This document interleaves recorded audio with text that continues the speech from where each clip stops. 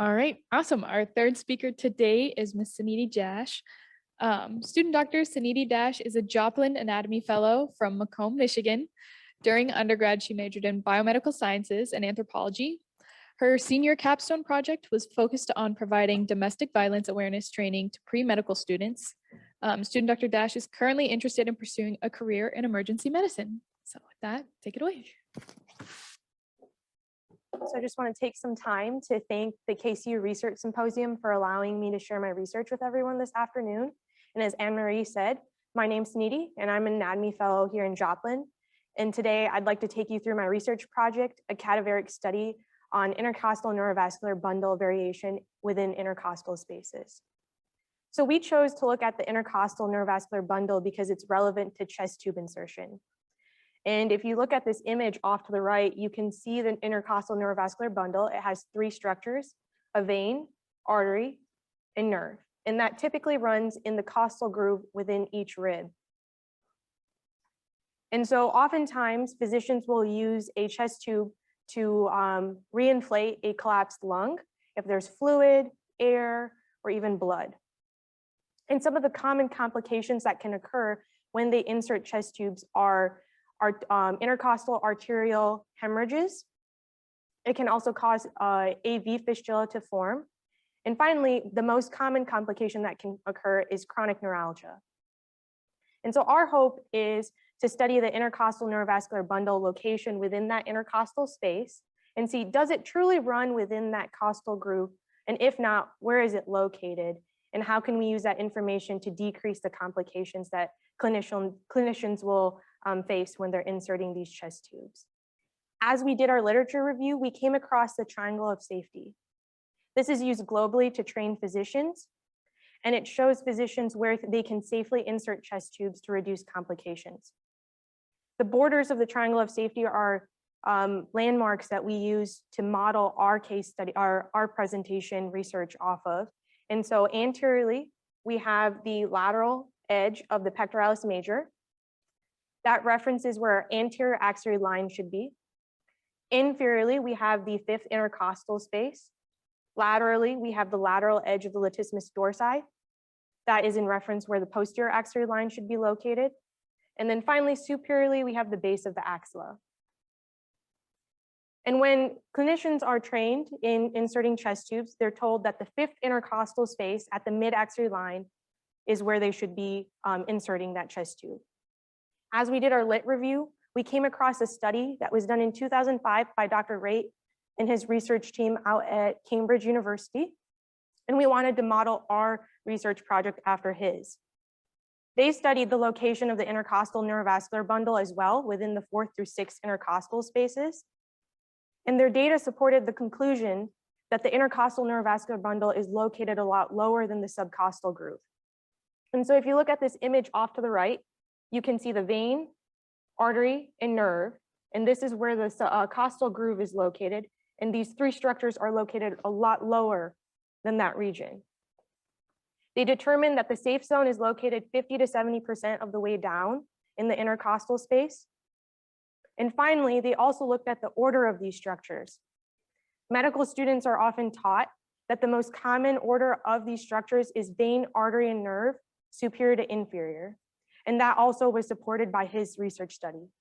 So we built our hypothesis based on the information that we found through peer-reviewed articles. If chest tubes are placed superior to the inferior rib in order to avoid damaging the neurovascular bundle, then identifying the distance of the neurovascular bundle with reference to its corresponding rib can decrease our risk of injury and complications. And so our study had a three-pronged objective. First, locate the intercostal neurovascular bundle, measure the distance of the structures located within that bundle with reference to the intercostal space, examine the sizes of the intercostal space, and then also determine whether VAN, or the known as the most common order of those structures, is still the most common order. So a little bit about our data demographics. We had 51 donors available for use. We ended up only using 35. The reason for that being, we eliminated donors if they had had previous open heart surgery, if structures were damaged to prior dissection during our musculoskeletal class.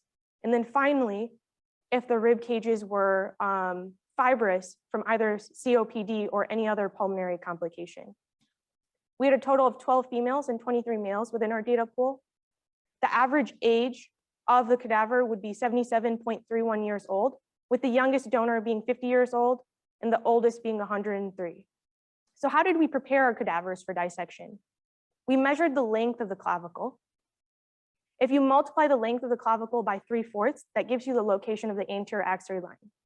We had to use this alternative method because if you note in the triangle of safety earlier, the lateral border of the pectoralis major is used to locate the location of the anterior axillary line. And so because we already had MSK dissections, not all the donors had pectoralis major muscles left. And so we chose to use this method to keep the measurement consistent. The posterior axillary line was marked by locating the lateral border of the latissimus dorsi. And then the distance between the posterior axillary line and then the anterior axillary line was divided in half to give you the location of the mid-axillary line. We made to mark the anterior axillary line, posterior axillary line, and mid-axillary line using a permanent marker from the 1st to the 10th rib. We then removed the rib cage about 2 to 3 inches posterior to the posterior axillary line in order to avoid breaking the ribs. And then we removed the diaphragm from the xiphoid process in inferior rib cage. Finally, we started our initial dissection process. We wanted to locate the intercostal neurovascular bundle. So we looked to see where the innermost intercostal and internal intercostal muscles were located. And I'm going to walk you through what that dissection looked like with an image on the next slide. So here, you can see the red pins denoting the start and end of an intercostal space, the green pins denoting where the nerve runs. We had to use nail polish to mark the vein and artery because they were smaller structures. So red nail polish for the artery, and then blue nail polish for the vein. After we took all our pictures, we used ImageJ software to analyze the distance of the intercostal space, and then as well as the structures within the intercostal space. So our results. We were able to support what they found in the 2005 study, with VAN being the most common variation in the order of these structures. We found a total of 35 different variations of the order, and that's important because if you're a clinician or even a med student and you're using imaging to look at these structures, you need to know that it's not abnormal if you're not going to be seeing vein, artery, nerve running superior to inferior. I want to draw your attention to the second row. You'll note that I wrote nerve / vein and artery. And so moving from the posterior aspect of the anterior chest wall to the anterior aspect of the chest wall, you'll see nerve first in that denotion, and then underneath it or lying more anterior, you'll have vein and artery running on the same plane. Now, if you end up hitting nerve, you'll end up hitting vein and artery, which could lead to us having all 3 complications that I discussed earlier in this presentation. Finally, we use this diagram from the 2005 study for our measurements. They use the point of reference being the inferior border of the superior rib. If the structure was found above that border, it was given a negative value. If it was found below that border, it was given a positive value, meaning that it ran within the intercostal space. And so on this big table, I want to draw your attention to measurements 8 through 10 first. Those refer to vein, artery, and nerve, respectively. All of those measurements are within the positive value, meaning that they are running within that intercostal space and not within the costal groove as commonly taught to medical students. And so overall, we found that VAN is the most common variation you'll see of the intercostal neurovascular bundle. We're hoping to recommend to physicians that if a chest tube is not going to be an emergent procedure, that they should use ultrasound to guide chest tube insertions.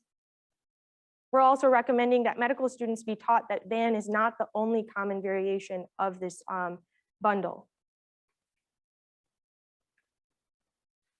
Future studies. If we had time, I'd like to utilize cadavers in the safe zone that we would calculate with the data collected from this project to insert chest tubes via the Seldinger method, which is a guide wire technique. Also, I'd like to see if ultrasound can be used to visualize these structures consistently and decrease the complication rate in clinical settings. And so I want to thank my PI, my fellow colleagues that helped me with my project. It takes a big team to get all of this research done, so I really appreciate all of their help. And with that, that's the end of my presentation. So if there's any questions, I'd be happy to answer them. Questions from here in KC? Yeah, Suneeti. So I noticed on that one diagram you showed the neurovascular bundle, and then on the superior aspect of the rib, you showed collateral branches that were running superior to the inferior rib. Was that a big complication as far as causing complications for putting chest tube? Because we're instructing the students to go over the top of the rib, and I wasn't even aware of those collateral branches. So when I read the articles, they first mentioned, because we're taught to hug that the superior border of that inferior rib. And so yes, if you hug that border too closely, you'll end up hitting the collateral artery. So then the recommendation was, let's move into the middle 50% of the intercostal space. However, because the intercostal neurovascular bundle can run lower than that costal groove, you run the risk of damaging those structures within the bundle.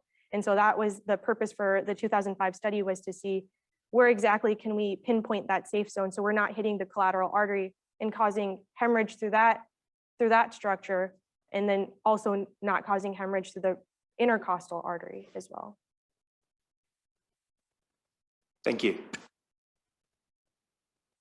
Did you find that between each intercostal space, the distance of the neurovascular bundle was like approximately the same in the same area? Or was there one space, like since we put the chest tube in like the 4th and 5th intercostal space, it was in a... So these were my preliminary data research findings. So I haven't had the time yet to analyze the distance of the intercostal bundle in each of the spaces, but that would be a good direction, I think. So thank you.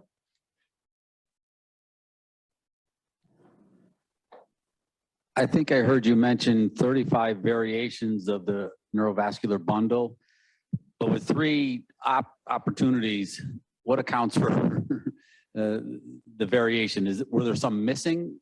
You said nerve only, was that a choice? Or I'm trying to get to 35 variations with 3 values. Yes, so depending on the space that we looked at, sometimes nerve was the only structure visualized. Sometimes artery was the only structure, or vein. And so I also denoted the order of the structures not only from superior to inferior, but posterior to anterior as well. So that's what caused for the extra amount of variations, because the 2005 study only looked at the order of the structures from superior to inferior. Great, thank you, that makes sense. Yeah,